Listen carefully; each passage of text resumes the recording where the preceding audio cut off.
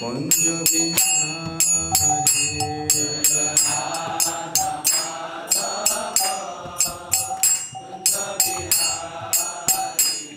जय राधा माधव कुंज बिहारी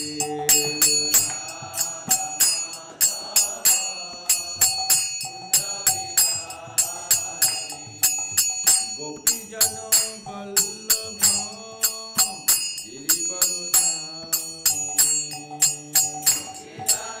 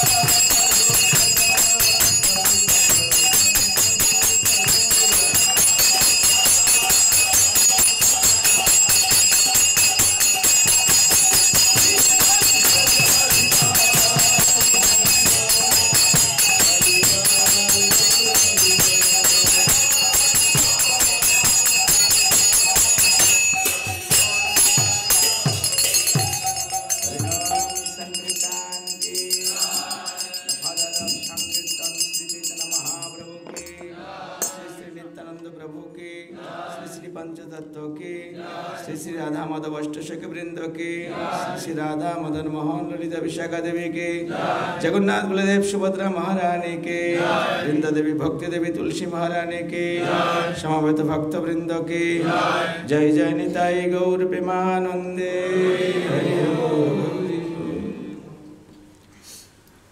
ओम अज्ञानतिमिरन्धस्य ज्ञानाञ्जनशलाकया चक्षुरुन्मीलितं येन तस्मै श्रीगुरवे नमः श्रीचैतन्यमनोभीष्टं स्थापितं येन भूतले स्वयं रूपः कदा मह्यं ददाति स्वपदान्तिकं वन्दे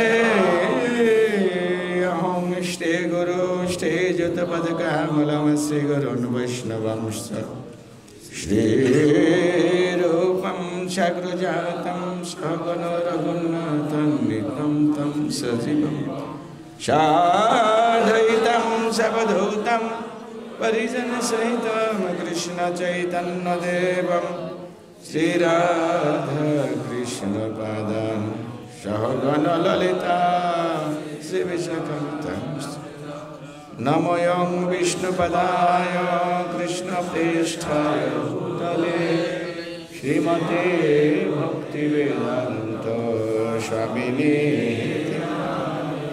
नमस्ते सरस्वती देवे गौरवाणी प्रचारिणे निर्विशेष शून्यवादी वाञ्छाकल्पतरुभ्यश्च कृपासिन्धुभ्येव च पतितानां पावनेभ्यो वैष्णवेभ्यो नमो महावदन्नाय कृष्णप्रेमप्रदायते कृष्णाय कृष्णचैतन्यो नाम्ने गौरतीशे हे कृष्ण करुणा सिंधु दीनबंधु जगत्पते गोपेश गोपिका कांत राधा कांत तप्त कंचन गौरांगी राधे वृंदावनेश्वरी देशभानुसुते देवी नीलाचल निवासाय नित्याय परमात्मने बलभद्र सुभद्राभ्यां जगन्नाथाय ते नमः। जय श्री कृष्ण चैतन्य प्रभु नित्यानंद श्री अद्वैत गदाधर श्रीवासादि गौरभक्तवृंद। हरे कृष्णा कृष्ण कृष्ण हरे हरे हरे राम राम राम हरे हरे हरे कृष्ण। जय जगन्नाथ। আমরা যারা বাংলা ভাষাভাষী আমরা দেশ বিদেশে ঘুরি, অনেক কিছু দেখি, অনেক কিছু খাই, কিন্তু একটু রাইস না হলে স্যাটিসফ্যাকশনটা আসে না, না ঠিকই না? পিঠা পায়েস পিজা পাস্তা যাই খাও না কেন 2 চামচ রাইস কিন্তু থাকতে হবে, কি না? রাইস হচ্ছে আমাদের অন্নের প্রতি আমাদের একটা বিশেষ আকর্ষণ আছে, কিন্তু তা না খেলে না তুষ্টি না পুষ্টি লাভ হয়, ঠিকই না? ঠিক সেরকম কলিযুগে যারা ভক্তি অনুশীলন আমরা করতে চাই, আধ্যাত্মিক জীবনে হৃষ্টপিষ্ট হতে চাই, তো যাই বলি না কেন, যাই শুনি না কেন, অন্য যতই ভজন গাই না কেন, হরিনাম ছাড়া আমাদের পুষ্টি পুষ্টি হয়। সেই জন্য শুরুতেও হরিনাম, শেষেও হরিনাম, বারবার শুধু হরিনাম। সমস্ত গান, সমস্ত কথা, সমস্ত শ্রবণ, সমস্ত সেবার চরম লক্ষ্য হচ্ছে ভগবানের এই দিব্য নামের প্রতি আমাদের আকর্ষণ সৃষ্টি করা, সমস্ত কিছুর পূর্ণতা প্রদান করে নাম। একটা মূর্তি বানানো হলো, সুঠাম দেহ, হাত পা শরীর খুবই সুন্দর এবং সুঠাম, কিন্তু সেই মূর্তিটার মাথা বানানো হয়নি, তাহলে সেটা ইনকমপ্লিট। সমস্ত অঙ্গ প্রত্যঙ্গগুলো খুব সুন্দর, well constructed, very beautiful, but the statue is not having head, মাথা নেই, তা কি হবে এটা? সিমিলারলি ঠিক ওই রকম এই যে আমরা কলিযুগে যা কিছু করি তার প্রধান এবং অন্যতম অঙ্গ হচ্ছেন ভগবানের দিব্য নাম। নামকে কেন্দ্র করেই সব কিছু আবর্তিত হওয়া উচিত।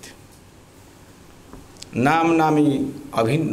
শ্রীকৃষ্ণকে কেন্দ্র করে যেমন আমাদের চিন্তা চেতনা, ব্যবসা বাণিজ্য, কাজ কর্ম, পরিবার ইত্যাদি কৃষ্ণকে কেন্দ্রে রেখে করা উচিত। কৃষ্ণ থেকে অভিন্ন কলিযুগে শ্রীকৃষ্ণ কিভাবে অবতরণ করেছেন? কলিযুগে নাম রূপী কৃষ্ণ অবতার। তো যেহেতু তিনি নাম রূপে এসেছেন এবং নামকে তিনি সুলভ করে দিয়েছেন, না নিয়মিত স্মরণে ন কালো, আমরা যে কোনো সময় ভগবানের মন্দির খুলে পূজা করতে পারি। রাত 12টার সময় পারবো? স্নান ছাড়া, ব্রাহ্মণ দীক্ষা ছাড়া ইত্যাদি এগুলো আমরা করতে পারবো?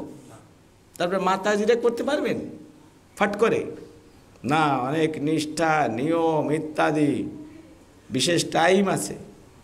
কিন্তু ওই যে ভগবানের বিগ্রহ, রাধাকৃষ্ণের দ্বিভুজ অপূর্ব সুন্দর যুগল মূর্তি, সে যুগল মূর্তির যুগল নাম হরে কৃষ্ণ। এই যে যুগল, এই যুগল নাম আর যুগল বিগ্রহের মধ্যে কোনো পার্থক্য নেই।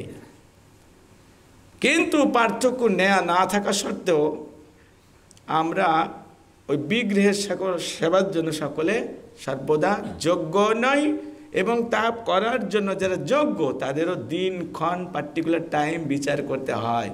কিন্তু এই যুগল বিগ্রহের যে যুগল নাম আছে, সেই নামের সেবা করার ক্ষেত্রে কোনো প্রকার যোগ্যতার প্রয়োজন হয় না, সময়ের প্রয়োজন হয় না, কালের প্রয়োজন হয় না। সেজন্য আমাদের জন্য সবচেয়ে সুলভ হচ্ছেন ভগবানেরই দিব্য নাম। বোঝা গেল কথাটা? সমস্ত কাজকর্মের অন্তরালে আমাদের এইটা ভাবতে হবে, আমি যা কিছু করছি, আমি যা কিছু শুনছি, এবং আমরা যত ভজন কীর্তন যাই করি না কেন, ভগবানের নামের প্রতি কি আমার রুচি হচ্ছে? ভগবানের নামের প্রতি কি আমার আকর্ষণ হচ্ছে? সেটা যদি থাকে তাহলে আমাদের সমস্ত শ্রবণ কীর্তন কাজকর্ম সার্থক হবে। বোঝা গেল কথাটা? তো এইটা আমাদের মাথায় রাখতে হবে। তো দুদিন পরে শ্রী শ্রী জগন্নাথের রথযাত্রা উৎসব আসছেন, সেজন্য গত দুদিন ধরে, আজকে তৃতীয় দিন, গত দুদিন ধরে আমরা জগন্নাথের কথা আলোচনা করছি। জগন্নাথের কথা মানে কৃষ্ণের কথা, জগন্নাথের কথা মানে সচিনন্দন শ্রীমান মহাপ্রভুর কথা, না? হ্যাঁ, এবে গোরা অবতার, এবে মানে দিস টাইম, এইবার। কেহ বলে পূর্ববেতে রাবণ বধিলা, কেহ কেহ বলে পূর্ববেতে মানে পূর্বকালে রাবণ বধিলা। রাবণকে কে বধ করেছিলেন? রাম। তার মানে আপনি রাম। গোলকের বৈভব লীলা প্রকাশ করিলা। গোলক বৃন্দাবনে কে থাকেন? লিঙ্কটা বোঝার চেষ্টা করুন। পূর্বে তিনি রাবণকে বধ করলেন, তার মানে নাম রূপে। আবার গোলকে তিনি অনেক প্রাচুর্য বৈভব প্রকাশ করছেন, তিনি কে? তাহলে কৃষ্ণ। আর এবে আপনি কি? গোরা। আপনি গোরাচার রূপে আসছেন। সেই গোরা কৃষ্ণ রাম মহাপ্রভুতে কোনো পার্থক্য নেই। তা আমরা যেমন বিভিন্ন সিজনে বিভিন্ন ফল পাওয়া যায় না, সিজনাল ফ্রুটস খাই না, তা আমরা সিজনাল কথাবার্তা বলি। যেহেতু এখন জগন্নাথের সিজন আসছে, সেই জন্য জগন্নাথের সেটা আমরা করছি। আসলে কোনো পার্থক্য নেই।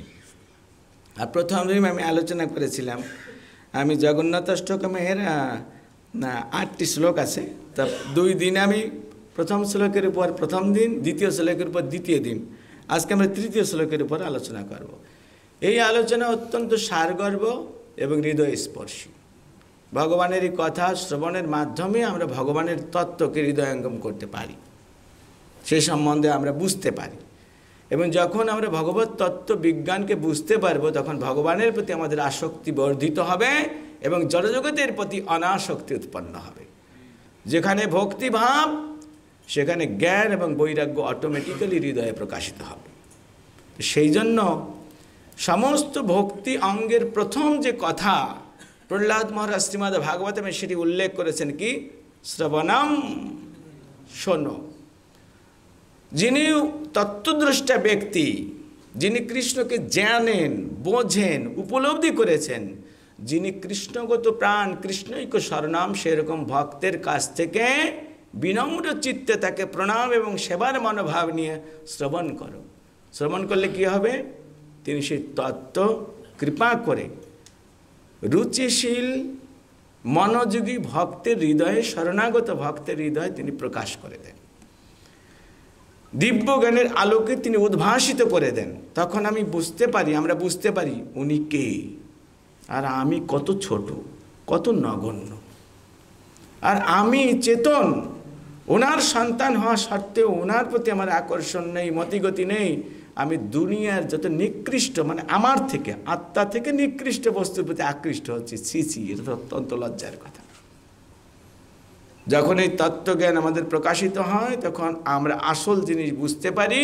তখন এতদিন পর্যন্ত যে নিকৃষ্ট, পচা, মৃত বস্তুর প্রতি আমি আসক্ত ছিলাম, সেই আসক্তিটা নষ্ট হয়ে যায়। সেই আসক্তিটা তখন কনভার্ট করে কোনদিকে? কৃষ্ণের প্রতি।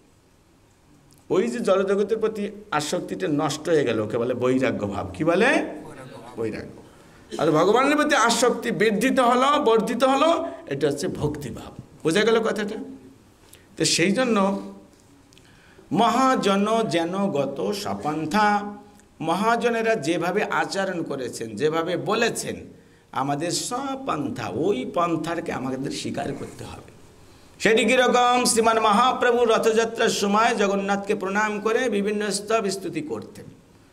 নমো ব্রহ্মণ্য দেবায় গো ব্রাহ্মণ্য হিতায় চ জগদ্ধিতায় কৃষ্ণায় গোবিন্দায় নমো নমঃ। এই আমার আসছে না রথযাত্রায়, যদি শ্লোকটা মুখস্থ থাকে, তো ভগবানকে যখন ভগবান রথারূঢ় হয়ে যাবেন, রথে রূঢ় আরূঢ় হয়ে গেছেন, উপনীত হয়েছেন, তখন আমরা রথটা টান দেব না? টান দেওয়ার আগে ভগবানকে ওই রাস্তার ভিতর দণ্ডবত প্রণাম করে, হাত জোড় করে এই ধরনের স্তব স্তুতি করা দরকার। নমো ব্রহ্মণ্য দেবায় নাহং নাহং, একটা শ্লোক আছে মহাপ্রভুর খুব প্রিয় শ্লোক। হ্যাঁ, কি সেটা? ন ওই শ্লোকটা কি বলে? আমি ব্রাহ্মণ নই, ক্ষত্রিয় নই, বৈশ্য নই, নাহং বিপ্র না চ নরপতি। হাত জোড় করে ভগবানকে কি বলে সম্বোধন করলেন? নম ব্রহ্মণ্য দেবায়। তিনি এমনকি সমাজে যে 4 বর্ণ আছে, তাদের মধ্যে শ্রেষ্ঠ বর্ণ তারা হচ্ছে ব্রাহ্মণ। হে ভগবান, আপনি ব্রাহ্মণদেরও পূজিত। গুরু ব্রাহ্মণ হিতায় আছ জগদ্ধিতায় কৃষ্ণায় গোবিন্দায় নমঃ নমঃ। কৃষ্ণের গুণকীর্তন করলেন। আজকে আমরা পিকনিকে গিয়ে যে পয়েন্টগুলো আমরা বলেছি না, কৃষ্ণের মহিমা কীর্তন করলেন। এখন নিজের মহিমাও কীর্তন করতে হবে। সেটা কি? সেটা কি? নাহং বিপ্র, আমি ব্রাহ্মণ নই, ন চ নরপতি নাপি বৈশ্য ন শূদ্র। নাহং বিপ্র ন চ নরপতি নাপি বৈশ্য ন শূদ্র। নাহং বর্ণী ন চ গৃহপতি ন বনস্ত জ্যোতির্বা কিন্তু প্রদ্যুম নিখিল পরমানন্দ পূর্ণ মেতাবদে। হে জগন্নাথ, তুমি গোপীর ভর্তপদ কমলের দাস ও দাসানুদাস। এইটা কৃষ্ণকে সিওরিটি দিতে হবে। প্রভু, আমি আপনার নিত্য দাস। আমি ব্রাহ্মণ নই, আমি গৃহস্থ নই, আমি সন্ন্যাসী নই, আমি রাজা নই, আমি প্রজা নই, আমি এই জগতের কোনো প্রকার ম্যাটেরিয়াল ডেজিগনেশন দ্বারা প্রভাবিত হই না। তোমার গৌরাঙ্গ রূপে যে শিক্ষা, যে কৃষ্ণের স্বরূপ হয় নিত্য দাস, আমি হচ্ছি দাসও না, আমি তোমার দাসের দাস। এই যে তোমাকে আমি সেবা করতে যাচ্ছি, তুমি নিজ গুণে এই সেবা গ্রহণ করুন।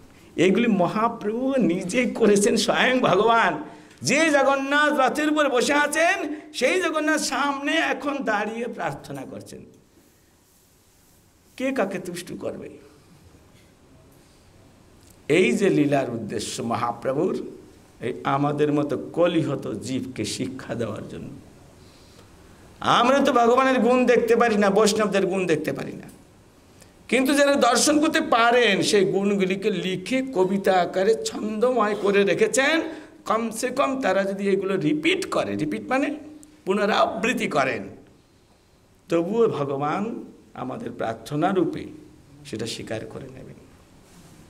তো এইগুলি করতে হবে।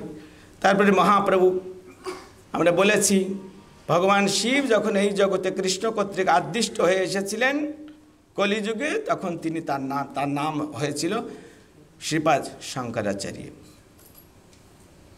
সেই ইতিহাসটা আমরা বৈষ্ণব সাহিত্যের ইতিহাসও আমি সেদিন প্রথম দিন বলে দিয়েছিলাম। কার কার মনে আছে হাত উঠান। কি দেখো, কেউ কেউ ভাবছে যে হাত উঠাই যদি কিছু জিজ্ঞেস করে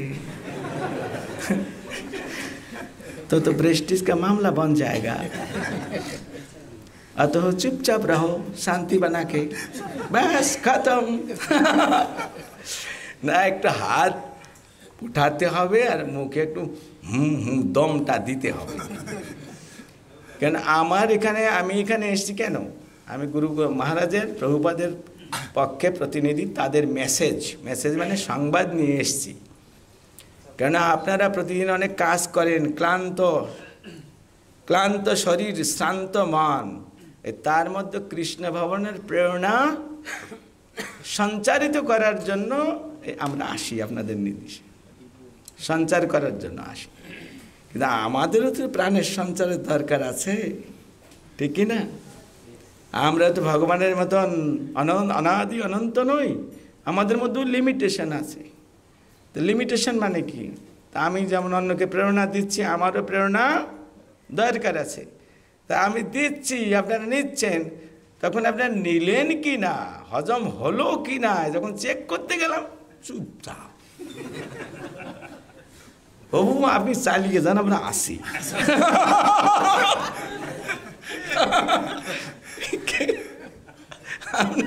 তাই না?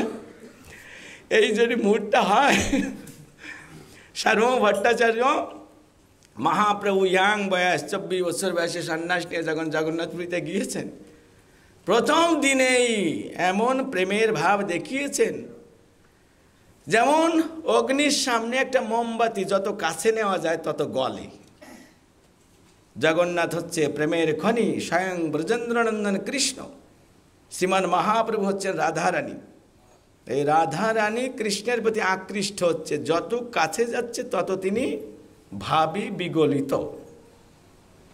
তিনি যখন ভিতরে প্রবেশ করলেন জগন্নাথের সামনে, তিনি এমন ভাবে বিভাবিত হয়ে পড়লেন যে নিজেকে সম্বরণ করতে পারলেন না, দাঁড়িয়ে থাকতে পারলেন না, শেষে প্রেমে তিনি পড়লেন। আর ওই সময় জগন্নাথের প্রদীপ, প্লেট, অনেক কিছু সাজানো গোছানো থাকে না, ওইগুলোর পর পড়ছে। ঝান করে যখন শব্দ হয়েছে, পান্ডারা তেড়ে আসছে হাতা খুন্তি লাঠি নিয়ে, কে রে পাগল, যখন এইরকম উঠিয়েছে পিটাবে, ওই সময় সার্বভৌম ভট্টাচার্য ওখানে দাঁড়িয়েছিলেন। দেখো, এই কাকে তোমরা পাগল বলছো? এ তো নবীন সন্ন্যাসী। দাঁড়া, আমি দেখছি। উনি কাছে গিয়ে টিয়ে দেখলেন, না, সম্ভ্রান্ত ব্যক্তিত্ব, রিসেন্টলি সন্ন্যাস নিয়ে আসছে। এই, একে তোমরা কিছু বলো না, একে সবাই উঠিয়ে আমার বাড়িতে পাঠিয়ে দাও। সার্বভৌম ভট্টাচার্য হচ্ছে তখন জগন্নাথপুরীর সম্রাট প্রতাপ রুদ্রের প্রধান শিষ্য, তার নির্দেশ আর রাজার নির্দেশ এক। তো তিনি শুধু এইটা বলেছে, এই একে কিছু বলো না, একে উঠিয়ে আমার বাড়িতে পাঠিয়ে দাও। ব্যাস, সাথে সাথে সবাই মহাপ্রভুকে উঠানো শুরু করেছেন। মহাপ্রভু যে আকর্ষণ, যে চেহারা, যে লম্বা শরীর, তাকে সবাই গিয়েছেন জগন্নাথকে দর্শন করতে। সবাই, আরে রুকো, জগন্নাথ দর্শন, পেহলে ইনকো দর্শন করো। जगन्नाथ तो इधर उधर जाता ही नहीं, जिसको पेड़ ही नहीं कहाँ जाएगा, हमको लिए रुकना ही पड़ेगा उनको। चलो इनको आज हम दर्शन कर लेते। समस्त दर्शनार्थी महाप्रभुर पिछने छुटছে আর সবাই ভাবছে দেখি আমি একটু স্পর্শ করে জীবন ধন্য করি। জয় শ্রীমান মহাপ্রভু কি ক্ষুধার্ত পিঁপড়া 3-4 দিন খায় না, এমনিই তাদের শরীর হালকা পাতলা, তারপরে যদি ক্ষুধার্ত হয় আর এর পরে রাজবাড়ির থেকে একটা অন্নদানা পড়েছে ওই পিঁপড়ার পথে, কয়েক হাজার পিঁপড়ে, দানা হলো একটা। আপনারা জানেন তখন কি হয়? কি হয়? একটা অন্নকে কভার করতে কতগুলো পিঁপড়া লাগবে? 50, 60, 100, 200, 300, কিন্তু কয়েক হাজার পিঁপড়া। তো যে পিঁপড়াগুলি কাছে দানাটাকে ধরেছে, ধরে ভাবছে যে কি আর কোনো গ্যারান্টি নাই, সিকিউরিটি নেই, যদি কুকুর বিড়াল এসে আমাদের খাবার শেষ করে দেয়, সেজন্য তাকে বহন করে তাদের গর্তে নিয়ে যেতে চেয়েছে না। আর সমস্ত ক্ষুধার্ত পিঁপড়াগুলি যখন টের পেয়েছে এই তো ভোজন, সবাই গিয়ে তা খেতে যাচ্ছে, কিন্তু ধরার স্পর্শ করার জায়গা নেই। তো যারা অলরেডি স্পর্শ করেছেন, ধরেছেন, তাদের হাত পা ধরে আছে যে কমসে কম একটু কানেকশন, গন্ধ লাগুক, আমাদের জীবন ধান্য হবে। মহাপ্রভু হচ্ছেন ওই রকম, যিনি সমস্ত বদ্ধ জীবের আধ্যাত্মিক ক্ষুধাকে নিবারণ করতে পারেন, যার কৃপায় ধন্য হয়ে জীবের সমস্ত প্রকার দুঃখ শোক নষ্ট হয়ে যায়। সেই মহাপ্রভু জগন্নাথ, অচল জগন্নাথ সামনে সচল জগন্নাথ রূপে এসেছেন।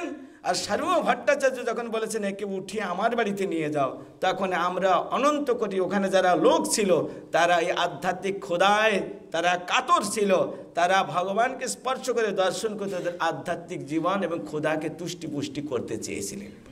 তো সবাই চেয়েছেন আমি একটু ধরি, আমি একটু ধরি। কয়জন ধরবে? কয়জন ধরবে? ওই পিঁপড়ার উদাহরণটা, পিঁপড়া যেমন কয়েকটা পিঁপড়া সে একটা দানা উঠাতে পারে, কিন্তু কয়েকশো পিঁপড়া তাকে ধরেছে, আর বাকি পিঁপড়াদের ধরার সৌভাগ্য নেই, সুযোগ হচ্ছে না। মহাপ্রভুকে ওই রকম ভালোবাসার আতিশয্যে, যেহেতু তিনি স্বয়ং কৃষ্ণ, সমস্ত জীবকে এমন আকর্ষণ করেছেন, সবাই আকৃষ্ট হয়ে মহাপ্রভুকে উঁচু করে নিয়ে যেতে চাচ্ছেন, কিন্তু ধরার সৌভাগ্য হচ্ছে না। যারা অলরেডি ধরেছেন তাদেরকেও স্পর্শ করে মনে করছে আমার জীবন ধন্য হবে। মহাপ্রভুকে যখন ওখানে নিয়ে গেলেন তখন দেখলেন অচেতন অবস্থায়। কিছুক্ষণ পরে নিত্যানন্দ প্রভু আরও মুকুন্দ দত্ত ইত্যাদি ওনারা এলেন, খুঁজতে খুঁজতে টের পেলেন এ পাগল না, এ সন্ন্যাসী, ভাবে গদগদ। তখন সার্বভৌম ভট্টাচার্য সারা ভারতবর্ষের মধ্যে শ্রেষ্ঠ বেদান্ত দার্শনিক, 1 নাম্বার প্রফেসর, সবাই ওনার কাছে গিয়ে বেদান্ত দর্শন শেখেন। তারপরে সন্ন্যাস নেন। বিভিন্ন মায়াবাদী সম্প্রদায়ের বিভিন্ন সন্ন্যাস গ্রুপ আছে, সাগর, গিরি, হ্যাঁ, এরকম বিভিন্ন ভারতী বিভিন্ন সম্প্রদায় আছে। কিন্তু উনি বিচার করে দেখলেন যে এই যে সন্ন্যাস নিয়েছেন, ক্যা পাতা কিসে লিয়া, এ একটু উঁচু ক্যাটাগরি সন্ন্যাস হয়নি। আর এই বেদান্ত পড়ে না, শাস্ত্র জানে না, কেবল ধেই ধেই করে হরে কৃষ্ণ বলছেন, নাচছে, ইয়ে কি? তখন সার্বভৌম ভট্টাচার্য তার পার্শ্বদেরকে, বিশেষ করে তার শালা গোপীনাথ আচার্যকে বললেন, এই ভাব দিয়ে চলবে না, শাস্ত্র জ্ঞান দরকার। ওকে বলো আমার পাঠশালায় কাল থেকে বসতে। বুঝুন, এখন অনেক ছেলেরা বসে, পড়ুয়ারা, বেদান্ত শেখার জন্য, আর মহাপ্রভুকে নির্দেশ দিয়েছেন। মহাপ্রভু ঠিক আছে আমিও বসবো, কিন্তু সার্বভৌম ভট্টাচার্য জানে না যে মহাপ্রভু সুই হয়ে ঢুকছে আমাকে ঘায়েল করার জন্য। কেন এইরকম অহংকারী সর্বশ্রেষ্ঠ পাণ্ডিত্যের গর্বে গর্বিত যিনি, তার কাছে কি এরকম পাণ্ডিত্যপূর্ণ অ্যাপ্রোচ মানে যাওয়া যাবে না। এক পণ্ডিত আরেক পণ্ডিতকে সহ্য করতে পারে না, ঠিক কিনা? সেজন্য মহাপ্রভু বিনম্র হয়ে গেছে, ধীরে ধীরে যা বলে তাই শুনি, পরে গুলি তো করবই। ওইভাবে গিয়ে শুনছেন, এইভাবে ভাবে বসে আছে, আর ইনি কিন্তু লেকচার দিয়েই যাচ্ছে। প্রতিদিন লেকচার দিতে দিতে দিতে দিতে 7 দিন হয়ে গেছে, হা না দমও দিচ্ছে না, কিছুও করছে না। সার্বভৌম ভট্টাচার্য ভাবছে ধুত আমাদের বেকার লেকচার হয়ে যাচ্ছে। আচ্ছা তোমরা এই যে আমি যে লেকচারগুলি দিচ্ছি স্টুডেন্টদেরকে জিজ্ঞেস করছেন, তোমরা কি কিছু বুঝেছো, কেমন লাগছে? তো মহাপ্রভু ছাড়া সবাই বলছে, সবাই কি বলছেন? অপূর্ব, আপনি যে ব্যাখ্যা দিলেন জলের মতন হয়ে গেছে। তো ওনার শুনে খুব ভালোই লাগছে, ক্যা বাত হয়। আরে কিন্তু ওই যে ব্যাস এই ভেবে বসে আছে। আসলে তারা সার্বভৌম ভট্টাচার্যের প্রশংসা করছে ভালো লাগছে বলে, সার্বভৌম ভট্টাচার্যের মান তুষ্ট হয়নি, তার তুষ্টি পুষ্টি হবে কি বলে। আরে এ চুপচাপ, এ মানে মহাপ্রভু। মহাপ্রভু চুপচাপ হয়ে বসে আছেন। তারপর বলছেন, শ্রী চৈতন্য এরা যে আমার কথার, আমার ব্যাখ্যা বিশ্লেষণের প্রশংসা করলো, তোমার কি সেই অভিমত? মহাপ্রভু তখন মাথা উঁচু বললেন, না, তুমি এতদিন যা ব্যাখ্যা করছো সব ভুল। কি? তুমি আমার নাম ধরে ডাকো, জানো আমি কে? এইভাবেই করছে, আমার ব্যাখ্যা ভুল। তখন মহাপ্রভু দাঁড়িয়ে দিয়ে গিয়েছেন, আর মহাপ্রভু বলছেন, আপনি এই শ্লোকগুলি পড়ে যে ব্যাখ্যা দেন, ওই শ্লোক যখন পড়েন পড়ার সাথে সাথে আমি বুঝে ফেলি, কিন্তু ব্যাখ্যা যখন দিচ্ছেন সেটা আমার কাছে দুর্বুদ্ধ। তার মানে আপনি সূর্যকে মেঘ দিয়ে আবৃত করার মতন চেষ্টা করছেন। সমস্ত শাস্ত্র জ্ঞান শ্লোক পড়ার সাথে সাথে আমার কাছে প্রতিভাত হয়ে যায়, কিন্তু আপনি যে ব্যাখ্যা দিচ্ছেন না সেটা আমার কাছে আসছে না, এটা ভুল।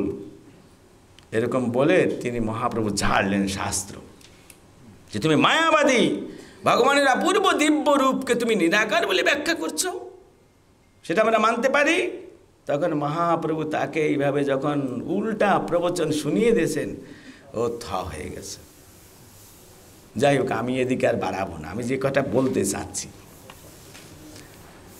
তুই যে কথা যারা বলেন, যারা আমাদের টিচিং দেন, তাদেরকেও প্রেরণা দরকার আছে। সার্বভৌম ভট্টাচার্য 7 দিন পরে স্তব হয়ে গেলেন, যা আর কি বলবো, এ কিচ্ছু বলছেও না, হাও না, নাও না।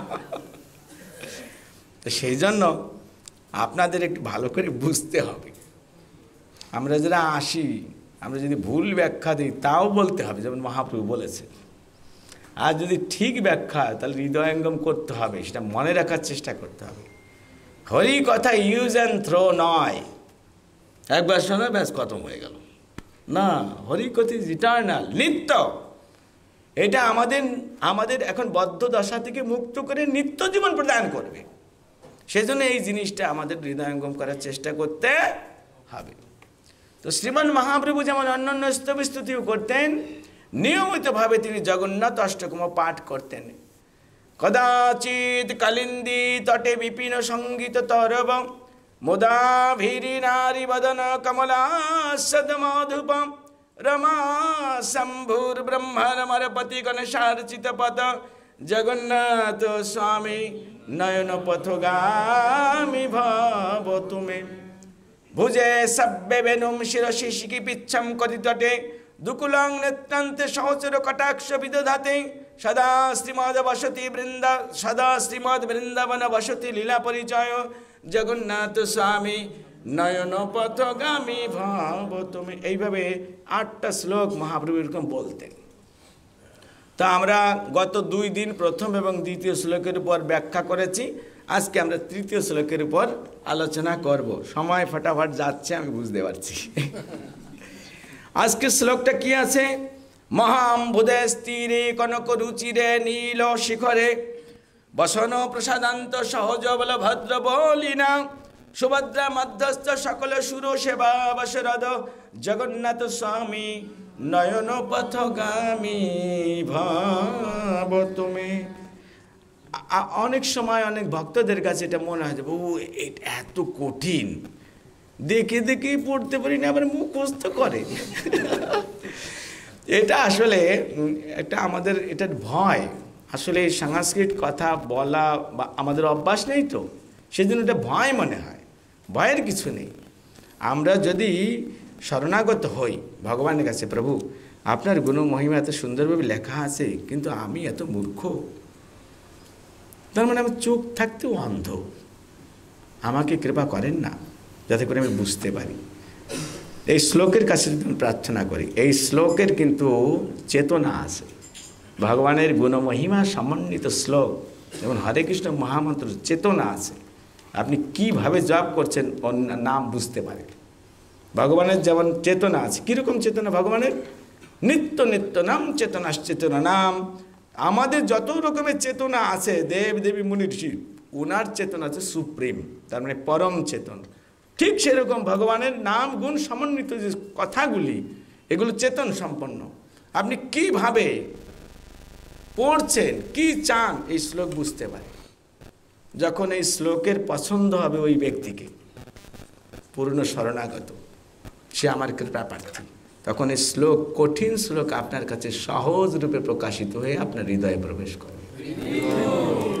সেজন্য এই যে আমরা যে বিভিন্ন পত্রপত্রিকায় ম্যাগাজিন পড়ি আর ক্লাসে বিভিন্ন একাডেমিক বুকস পড়ে আসছি, ওই জ্ঞান আর এই জ্ঞান এক না। ওখানে ব্রেন থাকলেই হবে, यहाँ पे दिमाग से कोई काम नहीं होगा, शुद्ध हृदय होना चाहिए, जिस हृदय में प्रेम से भरा हुआ है। সেজন্য দিব্যজ্ঞান ব্রেনে প্রকাশিত হয় তা না, কোথায়? হৃদয়ে প্রকাশিত হয়। তো এইভাবে আপনার ট্রাই করবেন। সারা জীবন যদি আমরা শিক্ষাষ্টকম হোক, জগন্নাথাষ্টকম, এই 2-4টা আছে তো অনেক কিছু, যদি কিছু কিছু সিলেক্টেড শ্লোকস আমরা মুখস্থ করতে পারি সেটা ভালো। ভক্তরা হচ্ছে পণ্ডিত। ভক্তরা কি? পণ্ডিত। হ্যাঁ, ভক্তি জীবন একটু পাণ্ডিত্য থাকতে হবে নাকি? হ্যাঁ, ব্রাহ্মণ বাড়ির বেড়ালেও 2.5 অক্ষর জানে। তা আমাদের দাদু কিরকম বাঘা পণ্ডিত দেখেছেন? হ্যাঁ, বার্ধক্য অবস্থায় দুনিয়াকে কামাল করে দিয়েছেন। তা আমরা তার নাতি, একদম যদি কিছু না বেরোয় প্রভুপাদের আমাদের বদনাম হয়ে যাবে যে এই বংশের ছেলে, গুলি করলেও তো কিছু বেরোয় না মুখ থেকে। তো কিছু শিক্ষা থাকতে হবে।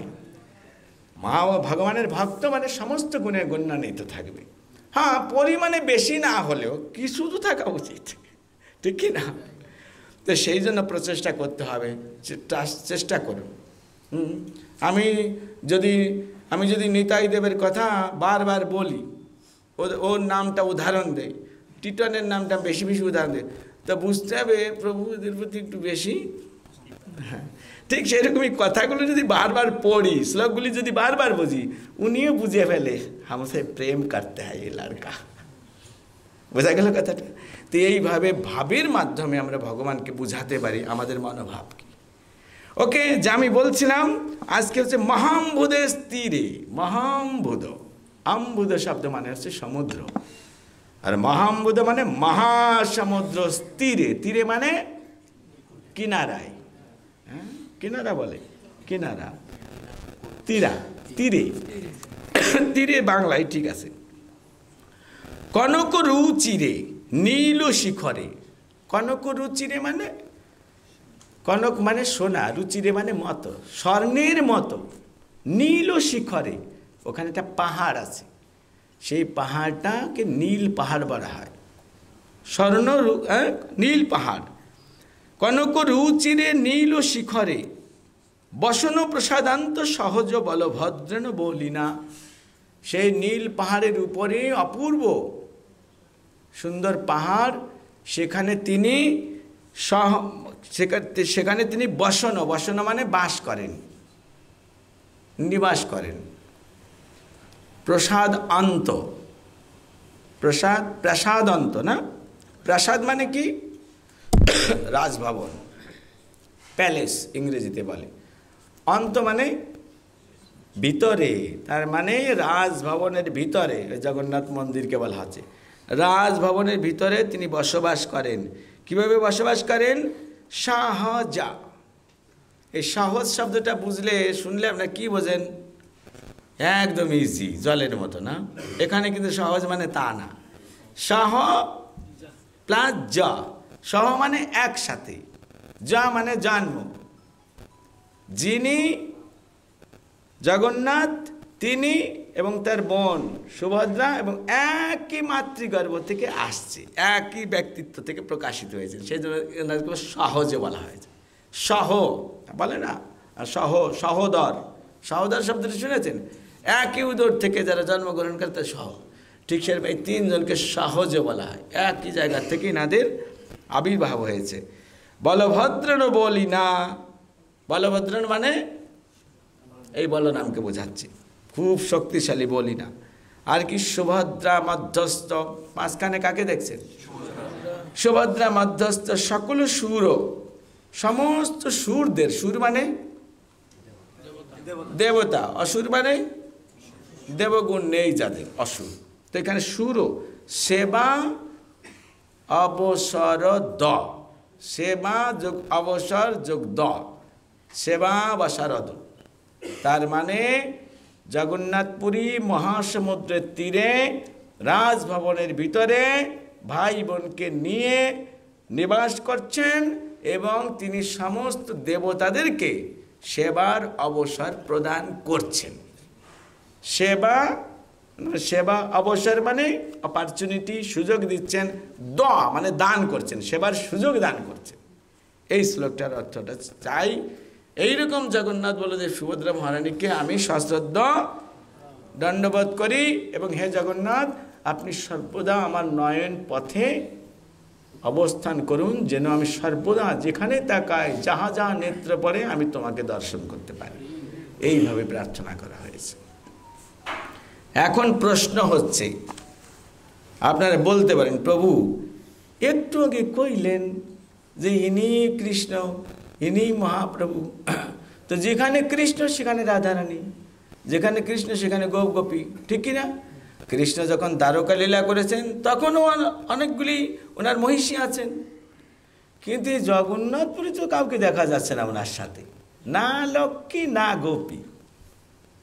হ্যাঁ ঠিক কিনা? আমরা যখন দেখি মায়াপুর লীলায়, সেখানে বিষ্ণুপ্রিয়া লক্ষ্মী দেবী ছিলেন, এখানে তিনি কোথায়? এইটা হচ্ছে জগন্নাথের টেকনিক। কেননা এই দ্বারকা লীলা, ব্রজলীলা, এই লীলা কি? মহিষীদের সঙ্গে দ্বারকাধীশ কৃষ্ণের যে সম্বন্ধ, রাধারানী গোপিকাদের সঙ্গে কৃষ্ণের যে সম্বন্ধ, তাকে বলে মাধুর্য রস। কি বলে? যখন কৃষ্ণ এই সমস্ত জায়গায় অবস্থান করেন এই রূপে, সেখানে মাধুর্য রসের ভক্ত বিনা কেউ প্রবেশ করতে পারে না।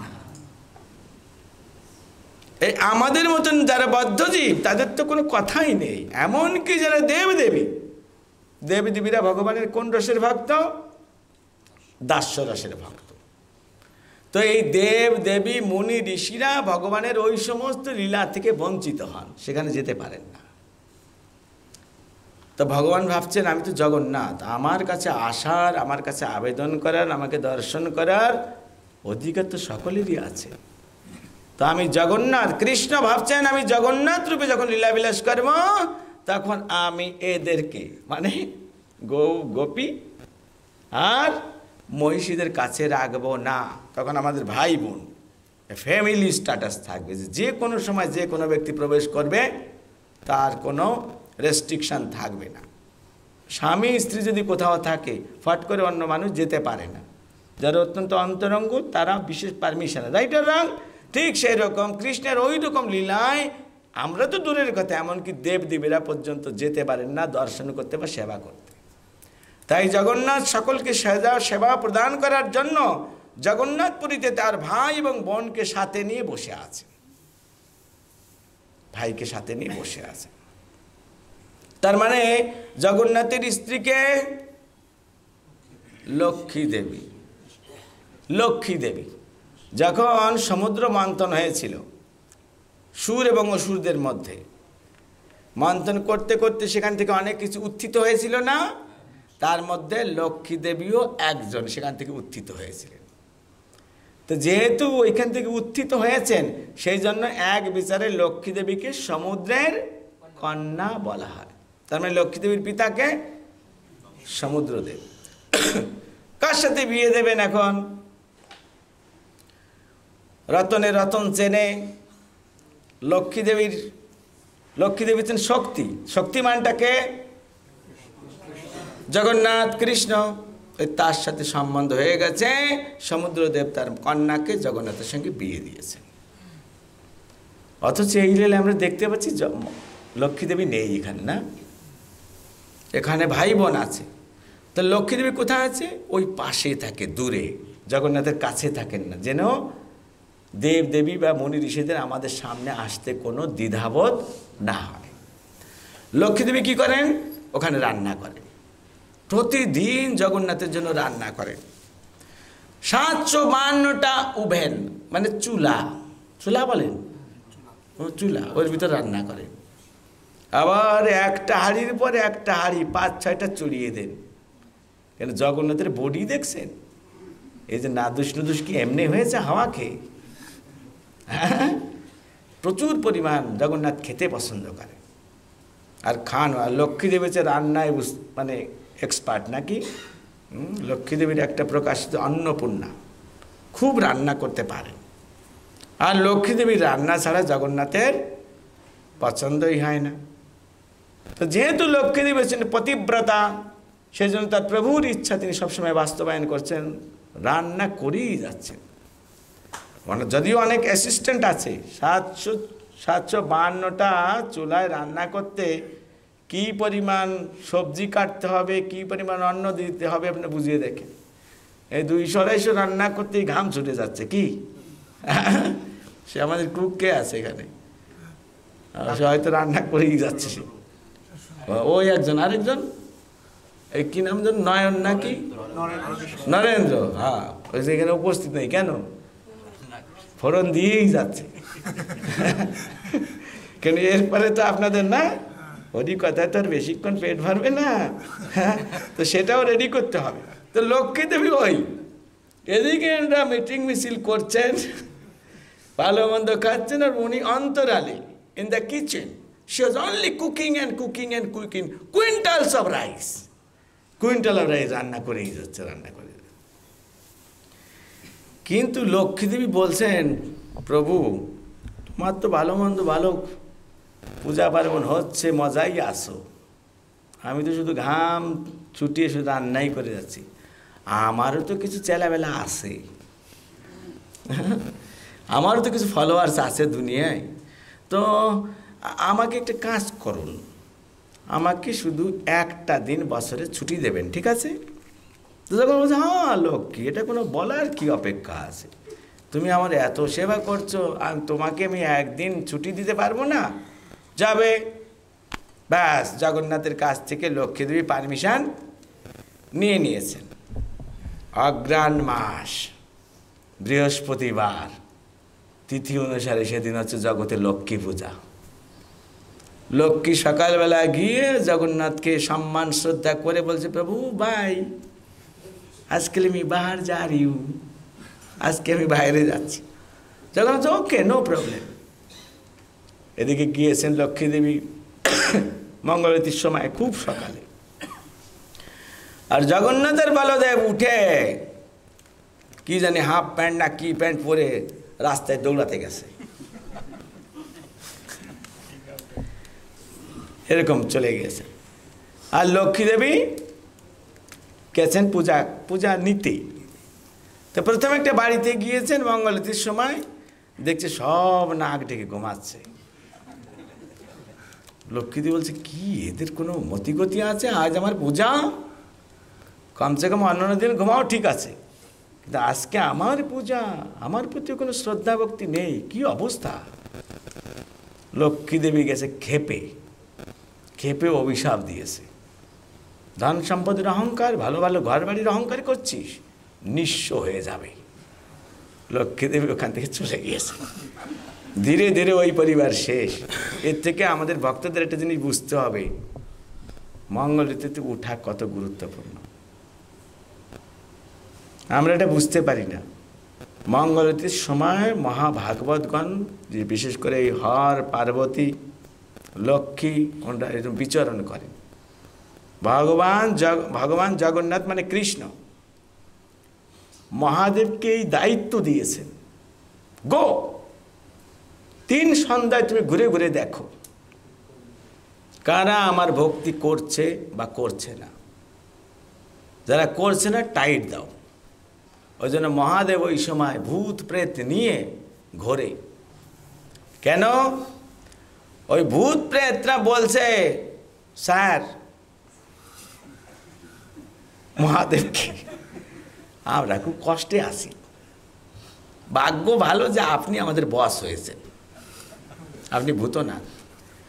শুধু বস হয়ে এখানে বসে বলা বলে ভমবলা করলে তো আর হবে না, আমাদের এই যে দুঃখ দুর্দশা দূর করেন আপনি, একটা ভালো ব্যবস্থা করে দেন। জগন্নাথ বলছেন সরি মহাদেব বলছেন ওইখানে খাতা কলম আছে, সিরিয়াল দিয়ে নাম লিখে যাও, পরে সুযোগ হলে আমি তোমার ব্যবস্থা করে দেব। লিস্ট খুব লম্বা হয়েছে, ভূত তো কম না। এটা হলো ফার্স্ট কাম ফার্স্ট সার্ভ, যে আগে আসবে তার 1 নম্বর সিরিয়াল পড়বে। এরকম করতে করতে সিরিয়াল পড়ে গেছে। আর মহাদেবকে দেখিয়ে দিয়েছেন, এই যে নাম লিখে গেলাম না, একটা ব্যবস্থা করেন। কিন্তু মহাদেব বলছেন ওকে ঠিক আছে। একটা দিনে 24 ঘন্টায় 3 বার সন্ধ্যা হয়, সেজন্য বলে ত্রিসন্ধ্যা। ধ্যাংস্তু বাংস্তস্য যশস্ত্রিসন্ধ্যম বন্দে গুরু শ্রী চরণারবিন্দম। আসলে ভক্তদের জন্য সন্ধ্যা বলে কোনো কথা নেই, ভক্তদের 24 ঘন্টাই ভগবানকে শ্রবণ কীর্তন করার কথা। কিন্তু যাদের পক্ষে এটা সম্ভব নয় তাদের জন্য অ্যাটলিস্ট ত্রিসন্ধ্যা ভগবানকে স্মরণ করা উচিত। তো মহাদেব বলেন চলো, লিস্টে যারা নাম লিখিয়েছ চলো আমার সাথে, আমাকে ঘুরে আসি। ওই তখন মহাদেব ঘোরেন, ওই ভূত প্রেত হাতে নিয়ে ঘোরেন। মঙ্গল আরতির সময় ঠিক দুপুরের সময়, সকালের পাঠ শেষ হয়ে যাচ্ছে, বিকালের পাঠ আসছে, ওকে বলে conjunction of the two timing.